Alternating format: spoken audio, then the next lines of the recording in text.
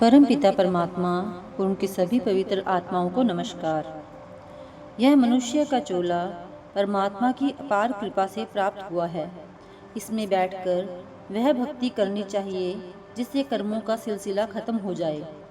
हमें भक्ति करने के असली तरीके का पता नहीं चलता। गलत रास्ते पर चलकर और अधिक मैल और पापों को इकट्ठा कर लेते हैं। बाइबल में यही हजरत ईसा ने कहा है, तू पूजा करता है पर नहीं जानता कि क्या कर रहा है।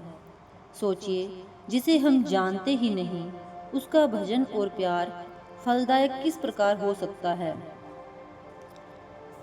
जो मालिक की भक्ति का असली तरीका है, यानी शब्द की कमाई, उसे तो हम पकड़ने की कोशिश नहीं करते। हमेशा बाहरी रीति रिवाजों और कर्म कांड में ही उलझे रहते हैं। गुरु साहिब समझाते हैं कि सारी उम्र अगर हम पानी बिलोते रहेंगे तो उसमें से कुछ नहीं निकलेगा, लेकिन अगर दूध को मथेंगे तो उसमें से मक्खन प्राप्त कर सकेंगे। इसलिए वे समझाते हैं कि अपने मन को अंदर शब्द के साथ जोड़ना चाहिए। उससे जुड़कर ही यह निर्मल और पवित्र हो सकता है। जो शब्द या नाम की खोज नहीं करते, उनका ना तो इस दुनिया में कहीं ठिकाना है और ना ही अगली दुनिया में कोई ठिकाना बनता है।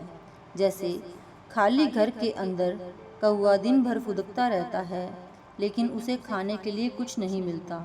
इसी प्रकार हम 84 के जेल खाने में भटकते रहते हैं। जब तप, पूजा पाठ, दान पुण्य आदि सबका जो भी फल है, वह सब शब्द या नाम की कमाई में आ जाता है। जैसे कि कहावत है, हाथी के पाँव में सबका पाँव। जिस समय हमारी जुबान पर दिन रात उस परमात्मा का नाम चढ़ा होता है, यानी हम पर उस परमात्मा के नाम के सिमरन में लगे होते हैं, तो उससे बड़ा जप और कौन सा हो सकता है।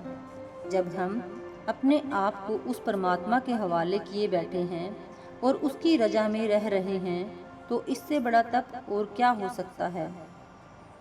जब हम अपने अंदर दिन रात उस शब्द रूपी वाणी को सुन रहे हैं, तो इससे बड़ा पाठ और क्या हो कर सकते हैं। जब गुरुमुखों के स्वरूप को दिन रात प्रेम में अपने साथ साथ लिए रहते हैं, तो इससे बड़ी पूजा और क्या हो सकती है। जिस समय उस नाम रूपी अमृत को पीकर मन दुनिया से उदास और उचाट हो जाता है, तो इससे बड़ा वैराग्य और क्या हो सकता है।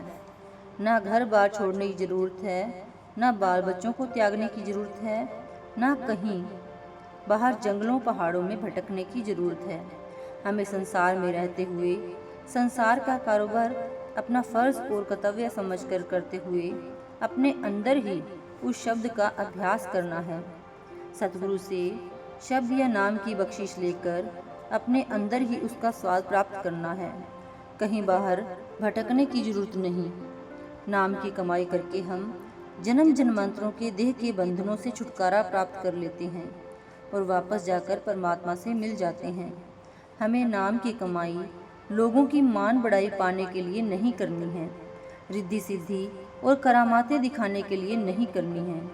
नाम की कमाई हमें परमात्मा की कृपा और बख्शीश प्राप्त करने के लिए करनी है। महात्मा समझाते हैं कि उस नाम की बख्शीश को हमें अपने अंदर ही हजम करना चाहिए। इस अनमोल पदार्थ को कौड़ियों की तरह बिखेरना नहीं चाहिए। जितना हम उस परमात्मा की बख्शीश को अपने अंदर हजम करेंगे, उतनी ही वह हम पर और बख्शीश और मेहर करेगा।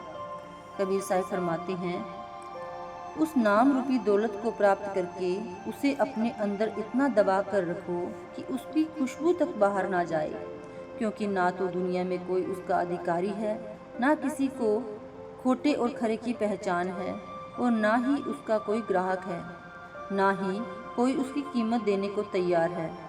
लोग तो बेटे बेटियों के ग्राहक हैं, धन दौलत के अभिलाषी हैं। वे उस नाम रूपी दौलत की कीमत देने को तैयार नहीं। उसकी कीमत क्या देनी पड़ती है? अपने आप को परमात्मा के हवाले करना पड़ता है। जिस हालत में भी वह परमात्मा रखे, उसी हालत में रहते हुए नाम की कमाई करनी पड़ती है। कबीर साहिब फरमाते हैं, हमने दुनिया के सब रसायनों को देख लिया, मगर नाम के बराबर कोई रसायन नहीं। उसकी एक रत्ती भी अगर शरीर में रच जाए तो हमारा शरीर सोना हो जाता है, मतलब इस शरीर में आने का उद्देश्य पूरा हो जाता है। जिनको इस चीज़ की परख और कद्र है वे इसे बहुत संभाल संभाल कर रखते हैं, और यह कद्र भी संतों की संगति में जाकर आती है। अगर हमें कोई कीमती हीरा मिल जाता है तो हम उसे किस तरह संभाल संभाल कर रखते हैं, रुई में लपेटकर मजबूत पेटियों में रखते हैं, उसकी चाबी को हमेशा सीने से लगाए रखते हैं, अपने बीवी बच्चों तक को भी पता नहीं देते कि वे कहीं उसे खो ना दें। यह दुनिया की एक मामूली सी चीज़ है जिसकी कीमत लगाई जा सकती है, लेकिन जिस नाम की कोई कीमत ही नहीं लगाई जा सकती, जिसे महात्मा अमूल्य और अमोलक कहते हैं, जिसे पाकर हम खुद मालिक ही बन जाते हैं, हमें उसकी कितनी संभाल करनी चाहिए इसका अंदाज़ा हम खुद ही लगा सकते हैं। उस नाम रूपी दौलत का ग्राहक साधारण तौर पर दुनिया में नहीं है।